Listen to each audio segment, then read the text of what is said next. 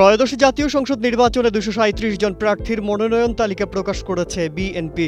সোমবার গুলশানে দলের চেয়ারপারসনের কার্যালয়ে সংবাদ সম্মেলনে প্রার্থীর তালিকা ঘোষণা করা হয়।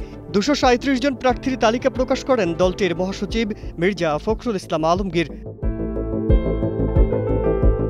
তিনি জানান, বিএনপি চেয়ারপারসন বেগম খালেদা জিয়া দিনাজপুর 3, বগুড়া 7 ও ফেনী 1 আসন থেকে প্রতিদ্বন্দ্বিতা করবেন।